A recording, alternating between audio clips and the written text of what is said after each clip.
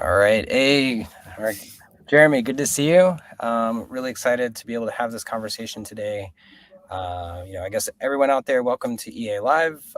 This is our chance to be able to talk about the kind of business of design and some of the inner workings of what it means to, be either, working within a design team in-house or within an agency or just like all the different stuff that can be sometimes hard to access outside of a tutorial. There's so many resources out there, but it's really hard to understand the business side. So Jeremy, thanks for joining today. We had a conversation about a month ago. I wish I'd recorded all of it, but I was like, all right, well, you and I just have to sit down and get some of these ideas out here. So yeah, for everyone, just like give a bit of an introduction. What have you been doing? What have you done? Who are you? Well, first off, thank you, Mason, and thank you the entire team for letting me be here today and having a chance to talk with you. So really, just in a snapshot, we're gonna do this on the sort of 10 poles of Web 1, Web 2, Web 3. So I started out in Web 1 back when Hello World was out, and so this was the time to really kind of make and build things, right? Open source, open internet. It was kind of the wild, wild web. Learning how to design, learning how to do advertising, marketing design, and then switch to Web 2. My career really became about how do I grow and nurture and enable teams to do their best work. So kind of having my hand a little bit in the craft still, but more about how do we make the best work, not just the best work for creative, but for entire teams. Transition to Web3, where I'm at now, it's still about doing that, but really leaning in saying, okay, how do we get teams to make smarter, faster, better work, and knowing that we have to do more with less. And so how do we do that in a really human way and do that with joy? How do we enable fandom, not just for our communities that we serve online, but for really the most important folks, which is our people? Tools, technology, all that will change. It's our people that are kind of our rock. And that's kind of a little bit of the last kind of 25 years in a nutshell. Yeah, incredible. And you've worked with some really like pretty amazing groups. Kind of, just in terms of background, who have you worked with? So really, looking at Cartoon Network, where we did Super Deluxe, where we really built the first online comedy social media network. That was a mouthful. Working at places like Hubspot, where we're really kind of the leaders of inbound, shaping teams there. Having a chance to work at Github. It's a small company. You may have heard of it. Yeah, I've heard of it. They do this thing called open source for many millions of developers. And then most recently with Yelp. Very different companies, but a red thread throughout all of them. Really, how do you enable fandom for communities, whether they be the inbound fan community, whether they be the open source community. So just been really privileged to have a chance to grow and nurture teams for, again, the community of the, whatever you're into, open source, whatever that is, how do we enable fandom for those communities? That's awesome. And then you're talking about sort of these different phases of the web, and there's been these sort of inflection points of, like the web was something that was sent to you in the mail in a CD, and you got free minutes. And then the web turned into, and it was kind of a window to the world. And then you had kind of like this, remote control to the world with the iPhone. And then now it's kind of like this next generation of like, having like these knowledge tools and knowledge workers. And so I think it's a really interesting inflection point. We won't go into too much of that right now, but rewinding for, it's funny. It's like, I think for you and I, we've been like, I work with some amazing people, and I've seen like these amazing agencies that have come around, and it's these founders that are, could be 23, 24, and they're just like, oh my gosh, like I'm not doing enough. And I'm like, I was still in my basement. I was like teaching myself Flash when I was your age. Like how did you go from just like zero to like Cartoon Network? Like what was sort of like, what was that? There wasn't like there weren't schools for this. There wasn't like design Twitter. Right. Yeah. Where do you start? Like begin at the beginning here. So similar kind of note that I heard long ago from the director, Ron Howard. And, you're talking about somebody who started as a kid actor. How did they make their way into being one of the most recognized directors? And it was just about shamelessly pestering folks to mentor, to coach me, and finding people who were caring and willing to give that time. And I think that they embodied this type of leadership that just wasn't about, hey, let's meet the deadline, but no, like, hey, let's grow the work, but let's grow you. And, through that opportunity, I was able to learn so much, and I think I carried that with me. By learning, how to not do things, and also how to do things from creative directors, design directors, but also from business executives, from salespeople, from engineering folks. All these pieces were, allowed me to kind of learn. And the way that I got started in the beginning, this is going to take you way back. I actually started in the Yellow Pages. Oh, That's wow. how I found my first design gig, just by calling people up and saying, "Hey, I know nothing, but I'm willing to learn." So having that both the attitude and being open to learning, but also just being really dogged about that, in a very polite. Yeah, like I think it's how to be putting yourself in the right sort of situations, and then like, I think having the bravery to knock on doors, and then just looking at like what are the ways to knock on doors. Funny, I did I started English and philosophy, and then I was like, oh, I'm just going to start my own company, and so I like started like my own .com, and I was selling advertising and like cold calling people from the Yellow Pages. This was in like '97, something like Nice. that. Nice. But didn't have any luck with landing any leads that way. But Yeah, and I just, and I think the other piece that whatever there's that hustle, whatever you're trying to do to get your foot in the door, one, I have been nothing but lucky. Mhm. Terribly privileged, very lucky, and the fact that I'm here and having an opportunity to chat with you is kind of a 1 in a million. And if it, again, I can't want to really double down on this. If it wasn't for smart, generous, open people who are willing to give their time of like, how do you do this? How do you code this? Or what? How do I get this grid design? Or how do I get this strategy? None of this would be possible. Yep. I was just talking with someone last week about the same topic, and I said I have kind of, they were asking like, well, we've built a really great team. Like, how have we gone about building that? And I said, well, we're formalizing things a bit more right now, but in general, I try to start talking with people like 6 months, a year, sometimes 2 years out, to understand just who people might be, what their strengths might be. And then later on, once a role starts to open up, then being able to talk with that person or be able to say like, hey, here's something that you can go in and maybe apply for, or whatever. And I think to your comment around like how to get started, but then also as like a design leader, how to go in and, recruit the best talent. It really is a process of fostering and investing and Yeah. taking those extra steps that sometimes like, it's not about like, it can't just be purely transactional. It has to be like, from a pure kind of investment standpoint where it's like, okay, I'm going to work with a wide group of people. And some people I might be able to work with longer term. Some people I just hope, like, who knows, like they might come back and hire me. That was one of my favorite things that happened from teaching at Portfolio Center, is that I'd set off in my classes, like my goal is that at one point, like you turn around and hire me. And I had that happen. And it was like the best. When they called me up, they're like, "Hey, we got a project. I want to bring you in." And I was like, "This is awesome." I love that, and I had a very similar. To see people flourish and to see them surpass you is the best compliment. Yep. And I have not been shy to say, you know what, I want you to be better than me. Yeah. I want to. So how do where do you want to go? What what little amount of experience that I do have, how can I actually use that as a stepping stone for you? And also, hey, by the way, remember me. Sure. Remember me Yeah, later. like once you grow up and get famous, like don't forget, everyone you worked with. Type of thing. Remember where we came from. So I love that. I love that kind of thing where you realize too that you're moving out of just like an individual creator. You realize you're part of a community. Coming back to community, right? Designing creative communities. One, how do you give back to that both within your own in-house team? How do you do that at large? Because we are all trying to, move again from Web 1, which was this wild, wild web, to 2, which was like systems and standards. How do we now, what's the next thing? And again, how do we support people? How do we send the ladder back down? Yep. Yeah. And for today, I thought what would be really great to talk about is, you've had this experience around like building design teams in house, and especially with that, I mean, it's so difficult to build a team. and then to build an agency. And I think a trend that we see with clients is like building in-house agencies, which is great.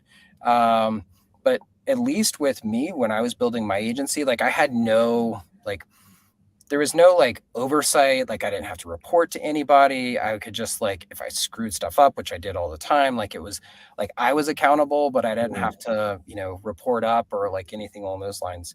And so it's a lot more complicated to build. There's huge benefits because you have a built-in client. So kind of from a sales standpoint, like you're like, well, I can just focus on Yeah. delivery. Yeah. Mostly, right? But to talk about like within your experience, be it at Yelp or GitHub or like wherever it might be, what have Yeah. you seen that's kind of indicative of just like great in-house teams? Well, I think what happens is, and I don't have time to tell you a short story, so I'm going to give you a bit of a long one here, but Okay, we'll try to make it short. I love it. What is that? Mark Twain? Twain. We're going to say Twain for today. Okay, I like it. Yeah. So people say, hey, I want a creative team that can be closer to the problem, closer to the people. How do we build this? And there's a rush to basically do a copy and paste from agency models in-house. And the rush to do that, the focus on just, hey, this team makes quote unquote pretty pictures, the output, which again is 90% of the work, they bypass something critical, which is like the key foundation pieces. Does this team have a really solid remit, like a really solid, like, why are we here? And do executives know that? And also, does the design team, the leadership, do they have access to executives? Is there, not 3 or 4 steps, but like 1 or 2? So you're focused on empowered leadership. And do you know what your value is? How to articulate your value? It's not just things look pretty, but it's about business. It's about driving impressions. It's about meeting business goals. David Butler, who is a local, someone from Atlanta, talks about this a lot. About like, let's move out of that space and say, yes, 90% of the work is that. But again, those foundational pieces of, do we understand what the customer is thinking, feeling, and doing? Do we know what that value is? And how do we articulate that out in a way where people don't see creative or design teams as just the output, but more of people who help shape together the why? And that so often is just quickly bypassed. And so a lot of times I've, in my experience, come in and that isn't there. And so we really work to go ahead and say, you know what, we make great things. Now, how do we make great things with a great why? And how do we do that in a way that the executives see that and go, you know what, this isn't just about pixels and picas, but it's more about customers, and they understand the business. And you really need, as designers and creatives, also to get a seat at that table, need to be really familiar with what does the business do? What is our value? So you're not just about makers, you're about really being business people. That's awesome. Yeah, I think one of the dangers that I've experienced with in-house teams is that it's easy for that group to be seen as just kind of like the order takers. What are kind of like 2 practical steps that you've seen? I mean, you've talked about like trying to get the team kind of familiar with business. Like how can a team kind of transition from like ticket comes in, respond to the ticket, to like, because there is, I was saying like, well, sales is built in, but it's kind of not, right? I mean, as an in-house team, a lot of times you're actually competing against outside agencies. Like someone will go and have like their buddy agency or whatever. And I think there's definitely great ways to pair and work together, but it's like how to make sure that one, how is that value being kind of recognized? And so maybe talk with me about like internal marketing. And then I'd love to hear about like what you see in terms of kind of shepherding those ideas along so it's not just a ticket that comes in. So, first off, like internal marketing. For sure. So I think one thing is this is not a lights off, lights on situation. So what you're looking for is a business partner, a stakeholder, however you want to call them. And what we typically do, the way that we sell this, and say, hey, we're going to try a new way of working. We're not going to, like a rebrand. We're not going to lights off, lights on. We're going to try a new way of working. We're going to pilot a way where we're going to do a couple campaigns. We're going to try to think about what happens if creatives are at the same level as their business partner, along with program managers or project managers, and they pick out a really tough customer problem, or really like, how might we? And say, you know what, let's take the biggest customer problem we have out there today, or maybe the smallest one, which is low risk, and just say, we're going to pilot this new way of working out. And we're going to show you what happens when you collaborate with creative early. And it's very low risk. You're not asking to reorg the team. You're showing, hey, again, it's a pilot. If we do this, we can demonstrate, hey, not only did we do creative, but we showed how by talking to customers and getting real insights to form a really great strategy, and also evaluating what the work actually did from a business standpoint. Build a case is really what I'm saying. Build a case and then show what happens, and then market the marketing. So the entire time, so something I've done, is email newsletters. It seems we've been doing them for a long time. They work. They still work. And town halls work for and a quarter if you can get an opportunity to speak. But newsletters that are fun and quirky and humorous, they're not just about business updates. We've had enough business updates for one day. Make it engaging, just like any piece of content. And then also put yourself as designers and creatives second. Highlight your partners. If you want to enable fandom internally, part of that is taking a back seat. So you're talking about the work, but it's like, who helped you make the work? Who were the customers who were helping? And then if you can have some fun with it, I think one of the lines we did is, everyone asks, where's the creative? But no one asks, how's creative? So those are like funny ways that we can but then we go into, hey, this is the pilot we did, and we showed how this could work. So start small, market it, but also learn from it, and be very transparent about it as you build it, so everyone knows what's going on. That's another big one. Sunlight is the best disinfectant. So blast sunshine on any pilot you're doing, so nobody thinks you're going off on a journey other than what the business wants. That's incredible. So what you're talking about is creating kind of like a piece of internal communication, kind of like a newsletter or something along those lines, where you can highlight everyone that you worked with, show kind of like what was accomplished, and then make sure that like the team is getting credit in terms of just like, wow, look how they were able to accomplish X for the sales org, or what happened for the conference, or, and doing that as not just like the bulleted list, but as, as something that you would want to kind of read, to be like, oh, what Jeremy sent over today, and things like that. Absolutely. I mean, your team is a brand, and you're about being brand advocates, and enabling fandom means getting brand advocates for your team. And what I love to see is when we actually can take a back seat, and the people who get to work with us, or we get to work with them, see how great it can be when you involve creative or design in the beginning, and that just sets a snowball effect, and we love that. So is there anything you did kind of to define the brand of the, your teams internally? Did you go through kind of a formal process? Was it just something that you wrote up? Like, what does that definition start to look like? Sure. So I'm going to give you a shortcut here. Everything I'm going to tell you right now is from a wonderful book that I love. It's called, it kind of rolls off the tongue, or kind of doesn't, Org Design for Design Orgs. And it's an O'Reilly imprint book, but you can get it on the internet. And really what we did is developed our shared purpose. And that is a collaborative exercise where we take what we know the business wants, but also what does the design team want? How do we measure success? We ask ourselves questions like that. How do we know what's good enough? What's high quality? What do we want to be known for? And that exercise is, we did this remote. So we're doing a Fig Jam board, but you could whiteboard session. And what we end up with is no different than when you do a brand workshop. What's our mission? What's our value prop? What are our values? And it's a shared one versus a top down, which is the really important part of this. If you do it top down, it's hard to get people engaged. It seems simple.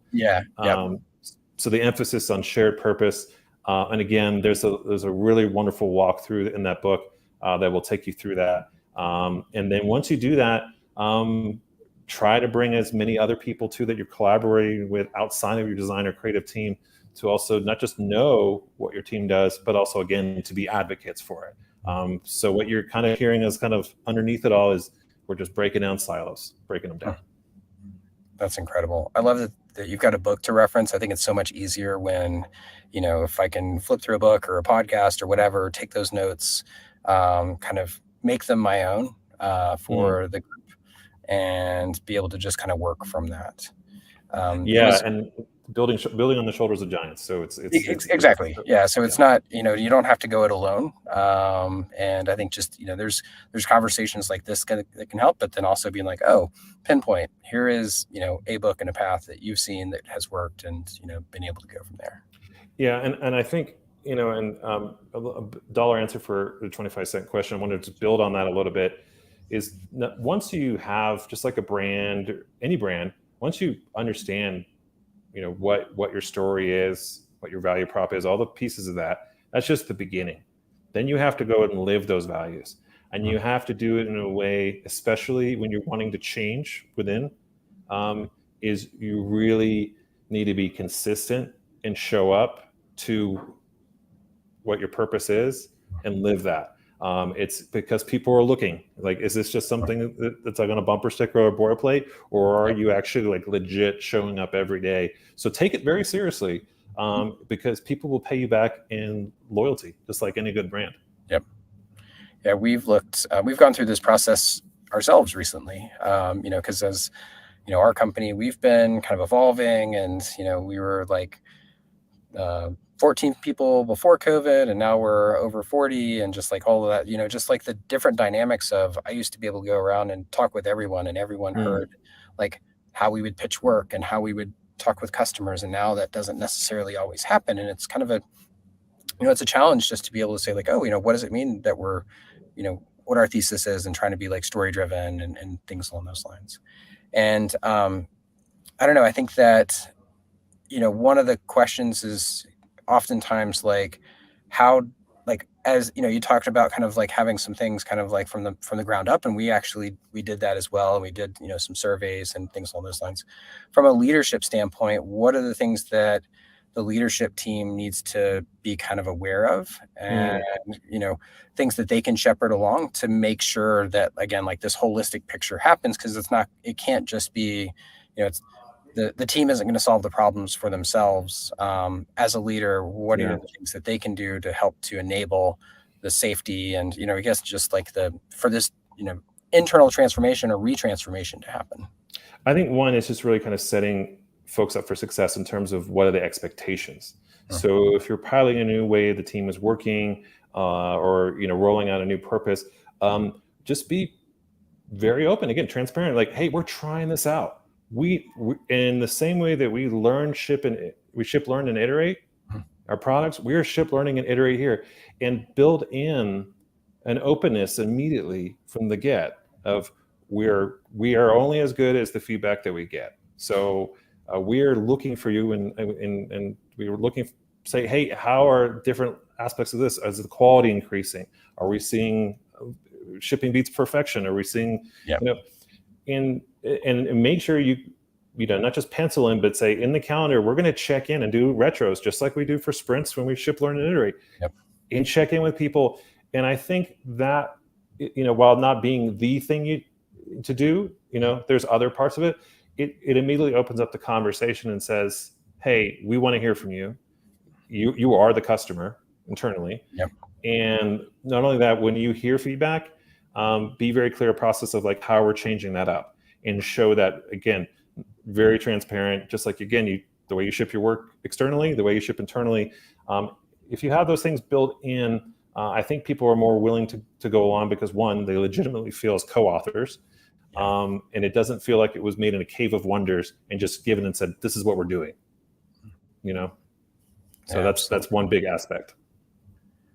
In our last conversation, you'd mentioned this idea of being a servant leader, and I was wondering if you can talk a bit more about that and the role that it plays in both kind of establishing how the group works, and then again, building out that brand, and then how the group is going to work across the org. Sure. I mean, I think it starts with, at its core, just caring. Like, caring about your people beyond 9 to 5. Who are they? Just as people, in understanding their passions, their interests, and then once we kind of move from that core, where do they want to go in their career? What is their path? And how do we, which is the old way, which is like, okay, the business wants you to do this, we need you to do this. How do we blend that? So first, how do we understand people? It's kind of important. Yeah. How do we be really empathetic and care about folks? And then take the time to go, okay, so you want to be this type of designer, or you want to be on the design director track, or whatever that path is for them. And then say, okay, how are we going to set up opportunities based off of what the business needs versus what you want, and so you can succeed? And how do we stay true to that? And so we've worked on things like 90-day plans, where we start off as a shared 90-day plan. Where do you want to go? Here's a pathing, like how do you want to get there? Okay, so this is what the business is asking. How do we marry those two things together? And then use our one-on-ones as a buoy to check in and say, okay, how am I as a leader, as a servant leader, actually carving out those opportunities, and then giving you the focus, which is the things you want to work, and then the intention, which is the why, and then clear that road as much as possible. And then at the end of that 90 days, because we stop at 90, because after that it's really tough to kind of see the horizon line. We say, okay, we've checked on one-on-ones. We've made some course corrections here. Now let's go to the next 90. And so what you're doing along the way is you're, again, much like your ship, learn and iterate, you're ship learning and iterate with your folks. And there are going to be some misses.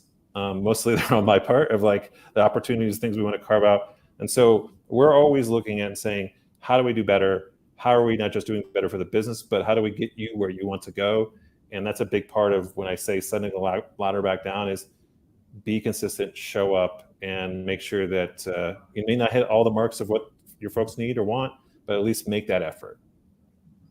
That's incredible. And I think, something that many groups are challenged with is how to, I think,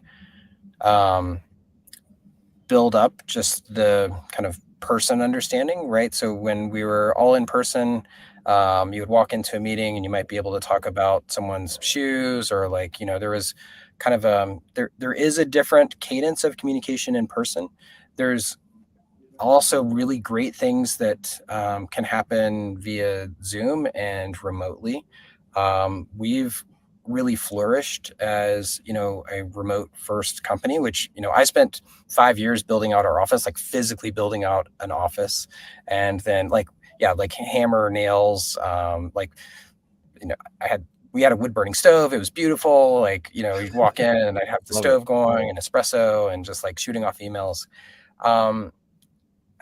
What are maybe 3 kind of tools you've used to build that community and camaraderie amongst the group, so that, ultimately, you're building up that emotional intelligence so that everyone is working together in a really great way? You mentioned one-on-ones, but is there a cadence around how the team is meeting, or, things, just outside of that? Sure. So let's really clearly, I am not a super big fan of meetings, and I know a lot of, but there are some ones that are really important. And so we do a couple of things as leaders, and we kind of break kind of where we kind of update the team at a high leadership level, like where's the business going, how are we doing? So just, especially today, there's some uncertainty, going on. So constantly, be aware as a leader, but don't constantly check in. Just give enough updates to be clear, and we do those monthly or quarterly. The next one is really your core team.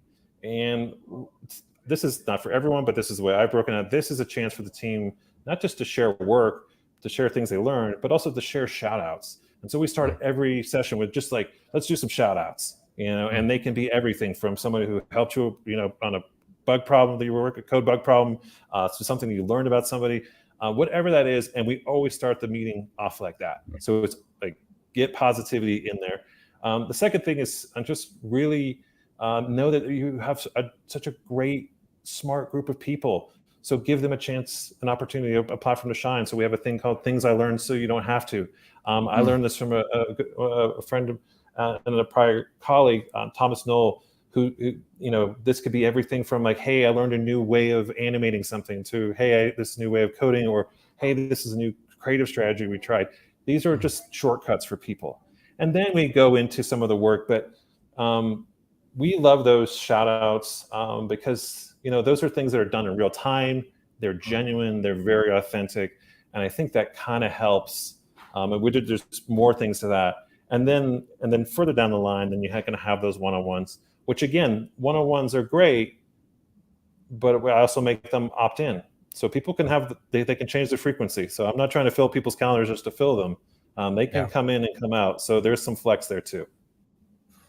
That's interesting. Yeah, I really like the idea of kind of starting with positivity. We've been experimenting with structures we have a Monday meeting and a Friday meeting.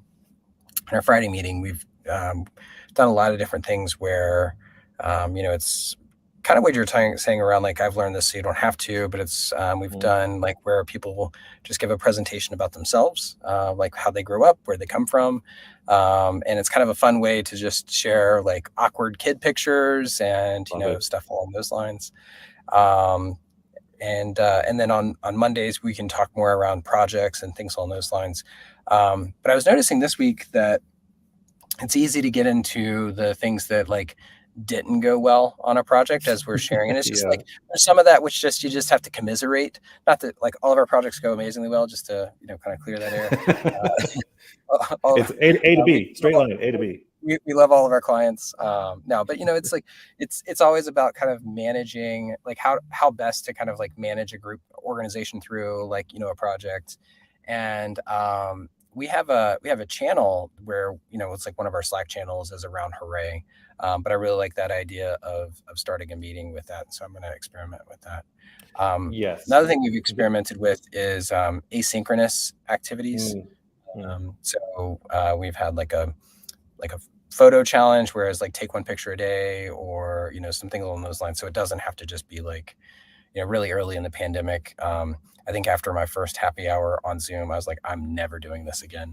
This was just like, it's kind of the worst of all worlds. It's like a business thing and forced and, after hours or whatever. That reminds me of, there's a Stephen Fry, the actor and author, he has a thing he mentions where he's like, no scheduled fun. Exactly. As someone who lives in New Orleans, the only thing we do have is Mardi Gras. We give that an exception. But I think, like happy hour is like forcing connection, like, okay, now is when you have fun, obviously that doesn't, but I love the fact that you're kind of bringing that in. You reminded me of something really too, just in terms of just being a very just human, being very relatable. One thing I try to do, and I don't always get this right, and in fact, there's a lot of things I've done, things you can learn, but one of the biggest things I've learned in remote is that when you start remote, I come hat in hand to people. I actually will fly to. I haven't done this in every single job, but I will go on my own dime if necessary, because that's how important it is to be like, cool, you live in Denver, I live in New Orleans, I'll be there. Like if you're cool with that, because I just want to hang out. Like, and I think about that a lot of just like, how can you make a genuine effort if people are open? Some people are like, hey, no, cool. But really, make that something that you're doing is just that authenticity, that genuine, just like any brand, but just by being any just good person, bring that to the table. I think people, if you can do that, and again, I'm talking about the remote world where folks are all over the U.S. or the country or the world. Yeah, I really we've been working on that, and we have a global team, so it's like I've been able to get down to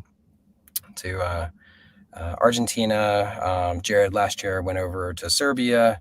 And was able to meet the team from like South Africa and Serbia. We had a big meetup there. I recently was able to go over to the UK and meet someone that we just hired.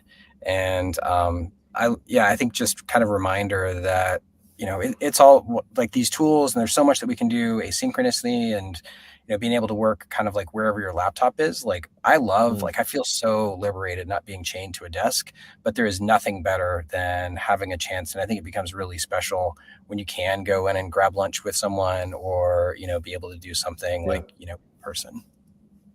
One thing, and at the risk of taking us off track, something I've seen recently, which is, hey, companies that have embraced remote are kind of walking it back, and they're calling it hybrid. Mhm. and which is like what which seems it's like are we remote or are we not? Are you in a place where your team is definitely like, hey, we fully embrace this, or are you kind of in a hybrid? Like, what's y'all's setup? Yeah, I see it as definitely like a totally different way of working. As like pre-COVID, we were an Atlanta-based agency, you know, fully working in Atlanta and pretty much only with Atlanta-based companies. And Yeah, COVID, like the good thing was it liberated us so that there was less stigma around working internet, like nationally, especially as an Atlanta-based group, like yeah, any Zoom kind of works.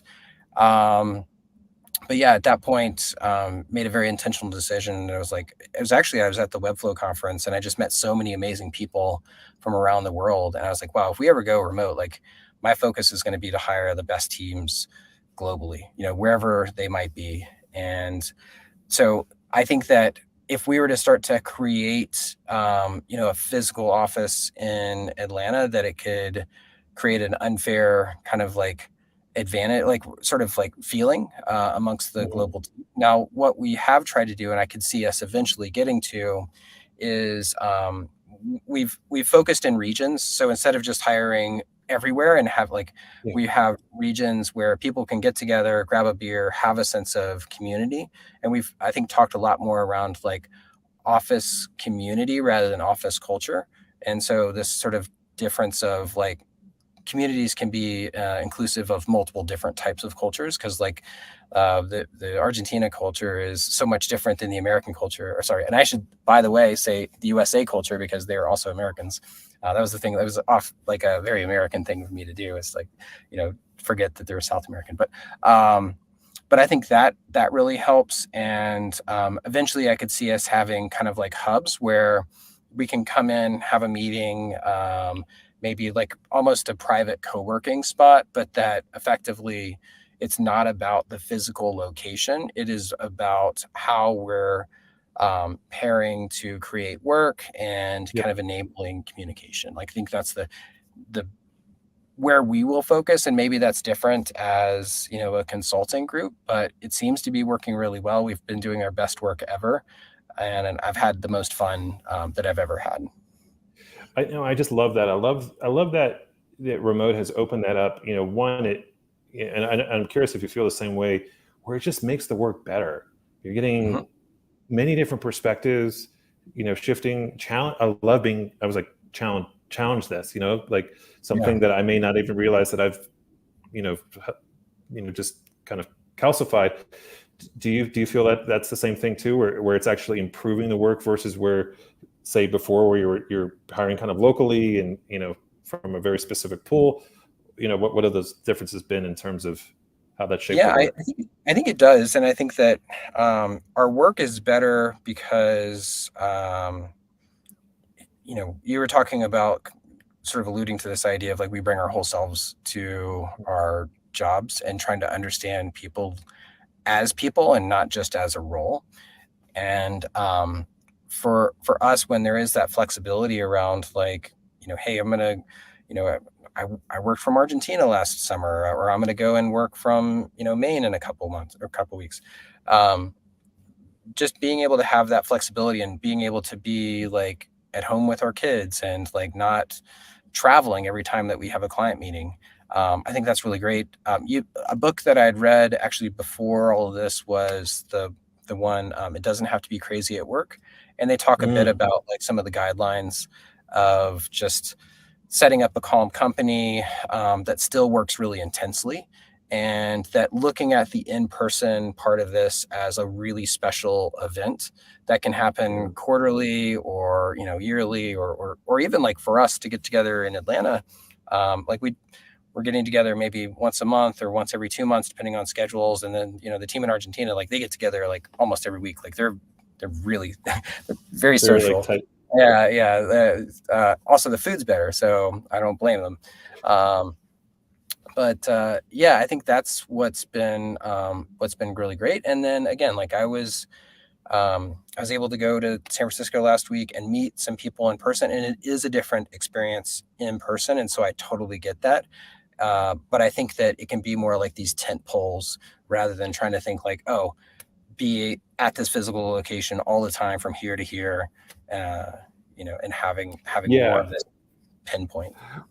Yeah, I think that the space, to come together, like you said, in temples, and then for people to just go on walks. I don't know Yeah. about you, but I do some of my best thinking. So I love that, and I think just coming back to sort of like what's that thing? How do you be a servant leader? I think a big part of it is really just crush your ego. And a big part of that crushing your ego is about not just being open to different perspectives, but craving that. That's how we get stale, right? Like when we just keep, you know, I fall into this trap. I don't know if where you're like, oh, I've kind of done this before. I've had the same solution for the same creative or design problem before.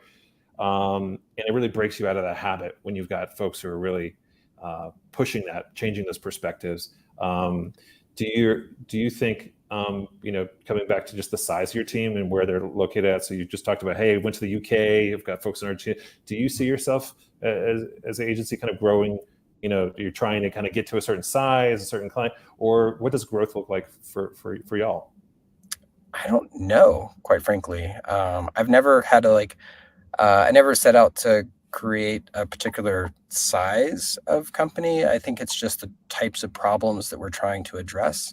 And um, for when I'm thinking about building, the design team and the team in general, it's just like, how are we doing on, revenues, and like what are the challenges that we're still trying to solve? Like I think, a big thing that we're looking at is like how to pivot into being, you know, a company that can take the things that are repeatable and create products out of those. And so that we can have kind of a hybrid model of services Mm. and product. I think that that's going to happen a lot more, especially with how, AI is going to be augmenting a lot of this. And we won't get into that. I know it's like the bingo card, but, as we think AI, about the things, AI? What are you oh talking yeah, about? Adobe Illustrator, if you've, Oh, okay, cool.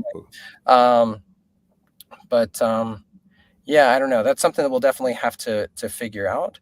Uh, I would be curious, from you, like, what do you see? What's a good size for, like, what's sort of the relation, ratio of the internal team to the rest of the org? Like, how should, like, how would you manage, like, kind of sizing that up? And I know Mhm. there's kind of like, it's like, is it a volume of work? Is it kind of like, what would you look at? Yeah, it is a bit of a how big is a house question, but let me see if I can give it a go here. I think I'll talk a little bit about a structure of team in my last role. We just based it on the amount of business problems that we need solving. And at the risk of slipping into some biz jargon, we just looked at the customer journey and we're like, where are the holes? Where are the gaps, the weaknesses, and strength? And again, it's a living, journey. Yep. And what do we need? Where are we at? Are we in a turnaround? Are we in a startup mode? And I'm referencing kind of the start model here, just to kind of Yeah. do a situation. And then based on where you're at, we build the team to, scale to solve for those problems. And also the remit, the size of the remit helps. So if you're, for instance, some teams are like, hey, we just work on, the product design side. Some teams, they do, hey, we do a little bit of growth marketing, we do a bit of product design. And then there's some teams that say, hey, you're actually in charge of the entire journey. And so depending on what your remit is, what your scope is, I try to scale teams to that. And then for each kind of part of the journey, I staff that with a creative lead, someone from the operations. Operations people are your best friend. They're great. And then your business stakeholder. And then we have senior folks, whether it be illustrators, designers, copywriters. We love our copywriters, by the way. And those folks, depending on, again, the scale of this customer journey that you handle, that's really going to give you your long division there. When you're thinking about the composition of that team and how, the business can change and fluctuate from kind of like startup to turnaround to reboot or whatever that might be, how do you think about who's maybe like, internal full time versus kind of like contract and augmenting? Like, is there, Yeah. what do you look at there? Is it a skill set?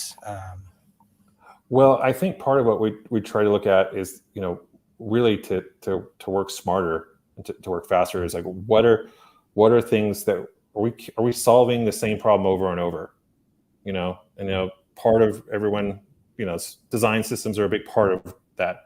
Designers can spend more time on strategy, less time on pixel perfection. Engineers can spend more time on application logic. That frees teams up. So we apply that same thing to everything. Like, where can things be systematized? And when we're doing things like, say, I'll give you like an example, like growth marketing, for instance. Like, we're going to run XYZ amount of paid media ads. We're going to have usually an agency contractor handle the creation of that, because sometimes you're talking about thousands of different permutations of ads, where you're trying to find that CPA, pardon the acronym, the cost per acquisition. So those things that are systematized templates that are going to be done on a conveyor belt, we try to offload that as much as possible to contractors. So again, we're freeing our designers and creative, interchangeable terms there, in my opinion, to go ahead and think, let's make sure that we're still focused on the why and inventing or new ways of to solve new problems. Sure. Yeah. So it sounds like, focus on the core, and then where there's maybe, opportunities for growth, or it's maybe kind of something where you need a specialist, bring those groups in, but otherwise, build up that kind of that knowledge within that core group, and then how they can work across a variety of different areas. Yeah, and over indexing on people who can really unpack business problems as designers and creatives.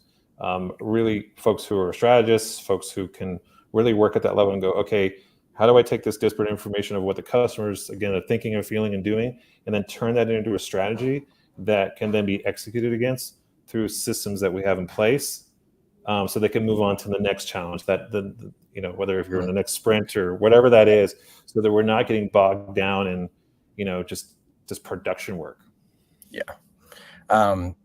We were talking about remote just a second ago, and as we were talking, and then as you were thinking about like how to have different teams pair with, if it be some of the operations and the creative and things along those lines, something that reminded me of is just like how important that leadership team is, and like that sort of core leadership group, because and especially as well as like whenever you go remote, I think one of the reasons why people are coming back into the office is the ego of leadership wanting to see people, just wanting to walk around an office and be like, oh, there's like a couple hundred people or 1,000 people sitting in this office. And I know for me, I might only talk with 5 to 7 people total in a given week. What is that like? Who are your 5 people that you're working with to be able to kind of like just orchestrate everything that needs to happen within that internal group? Yeah, I mean, it's your operations person, number one. Are the trains running on time? How are we prioritizing? How are we t-shirt sizing? And making sure that we also, the other part is just fostering, again, coming back to relationships. That's really what the core is. I've mentioned stakeholders, business partners, just understanding like, hey, how am I connecting with what's going on there? That's a really big one. So keep going. No, jump in. Yeah, so I was saying, like, so you've got your operations person. What are some of the other roles that you see? I think the other one is, the folks who are program managers, people who are looking at, kind of large lines of business. Also, I talk to a lot of folks that are in customer service, and I talk to a lot of people at sales. I'm very interested what happens once we put the work in the pipeline and we funnel someone down to the business jargon. Like, how did that? Like, what happened? Like, I really want to know that. And a lot of times we just kind of, not because we choose to, but we don't really validate the work. And so sales folks, they're going to have those honest conversations with you. Your customer service folks are going to have those honest conversations. So I really like to sit in on those. So I like to be in the kind of the front of the train, which is, you know, your stakeholders, your business partners who are working with you, and then also like at the back side, like, okay, like, are we fooling ourselves and thinking this work is working, or actually are we hearing differently? We want to connect those two dots together. And so, and I fully agree. Just between sales, like they're, you know, frontline, interacting day in, day out with those customers, and then on the back, that support group around like what's the reality, like they heard this story, what are the things that they're running up against that maybe need to be addressed from a messaging standpoint or like whatever. And that for this group over here, that they've maybe got a really clear picture around like where the company is going, or like maybe not where the product is today, but like kind of some of the hopes and dreams without necessarily selling futures that aren't necessarily there. Yeah, right, exactly. Like, are you writing a check that, you know, yeah, it's like, yeah. So I kind of want to double down on that too. And I think particularly as leaders, you know, it's good to be internally. It's good to create those relationships internally, and certainly with your people, but partners, we call them, you know, cross-functional partners, but really those are the people with you. Those are the people that solve these problems. But immerse yourself and it's not always easy because time in the time space continuum works against us. But if your company has events, field marketing events, or anything, you can just have conversations with your customers as much as possible, that will be very unfettered. So it will kind of really challenge a lot of the assumptions, so that you can reconcile both the people that you're checking in with versus what's happening with your audience. And then let's see what's the connection point or the disconnection point. Sure. That's a big one. So for someone, you know, within, like, let's say a CMO or within a big organization, when do you think is a good time to actually create, you know, an internal, you know, design agency versus just having everything, you know, external? What do you see as like that threshold or some of those drivers? Like when should they call you? When should they like, Jeremy, come and build a group for me? That's a really great question. I think that if you're early stage, we're talking just an idea, before Series A, come talk to me just as an individual of like, what is your product? What is your differentiator? What is your offering? So we can work on kind of setting up the foundational pieces. The earlier, the better we do that. Then we can think about, okay, when are we going to go to market? How are we going to go to market? To what degree, over time? And then how do we build a team to support that rollout, from going from something very scrappy to something that's maybe pre-IPO to post-IPO. So, you know, put those foundations in earlier is really kind of the key thing I mentioned in the beginning, because so often I'm brought in too late, and well, not too late, but like it's pretty far down the tracks. And so we have to retrofit things while still shipping work. If you can get things set up early before, you know, where you're having to be on this conveyor belt of shipping new work, and while at the same time trying to reorg yourself, that's very tough to do. So earlier the better. Early the better. So just like as we were talking about earlier around like trying to have those conversations to get to know people even before, like, you know, there's that role that's open, looking at like, all right, let's, you know, being able to just kind of maybe have a side conversation or be able to just go back and forth and start that dialogue is probably, you know, the best way before, you know, like, oh, like now we just got our Series A. At that point, you're like scrambling. The VCs are, you know, they've got pressure, and, you know, getting that going early. Yeah, and I really empathize with that pressure too, you know, and to build something, you know, we don't have always the time to stop and get everything in place, but to the best of our ability where we can. So that being said, you know, I just really have enjoyed an opportunity for us to kind of chat today, kind of talk on some of these. I think, you know, these are things that we're all trying to solve. And I have, you know, this is a journey for me, and I'm learning every day. And just having a chance to talk about it is reminding me of like, oh yeah, I got to get better at that. Or how do we improve that? Because it is a journey. Yeah. Well, and I think there's just so much that's still being kind of like worked out and defined. And this isn't like, it's not like you go to like, you can be a lawyer and get a degree, or you can go and be a doctor and go through med school and things like that. And even how a company should operate as we're having these big inflection points of going from like the different iterations of the web and what that Yeah. means through these different funding stages. It's dynamic. And I think what you're talking about is to recognize that it's dynamic, start that as a conversation, and then try to be able to get those conversations started early, so that there's less like maybe design debt, is probably another way of putting that, to Totally. address it. Yeah, and it's a little tired at this point, but I still keep coming back to it. And you probably said this a little to me, but I'll say it again: ship, learn, iterate, both internally in Yep. your teams. So just that constant, connection and being open to that. Being open, yeah, just being able to be like, okay, we thought this, it went this. All right, let's course correct, and that's all good. It's just that's how. Especially now, we all know that things change on a dime. So set yourself up for that expectation. Awesome. Well, I mean, I think for today, it's just been great to catch up with you. And, again, like you've built so many great groups and agencies internally, as being able to well work with like so many other, groups outside of that. And what, I'd love to do is kind of continue this conversation, especially as, there's all of these companies out there which are trying to figure out kind of like how to do more with less, and like all this stuff, and it's like how to kind of manage through where we are within the economy, and then thinking through around like what to do next, like how to, you've got to be able to connect with your customers, technology is changing, like all of this stuff.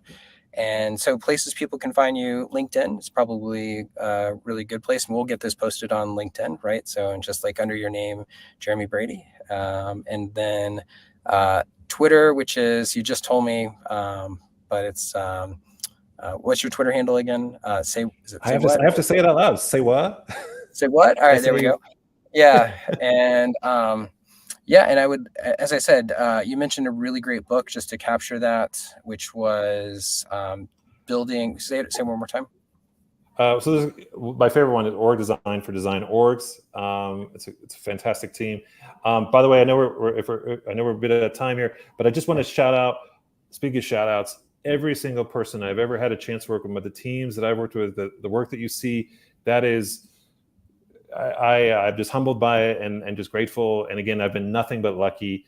And if anything, if you've come away today and you've had a chance, and thank you if you've tuned in this far, it's just about people. It's about showing up, being a genuine, caring person. And the more we can do that, I think the better we all could be.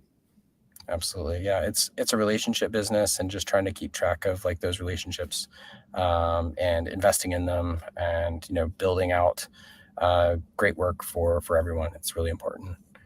So, Absolutely. Well, thanks cool. again for the time today. Thanks for all tuning in. Appreciate you, Yeah. Mason. And we'll see you down the road. Yeah. We'll talk soon. So All thanks, right. Jeremy.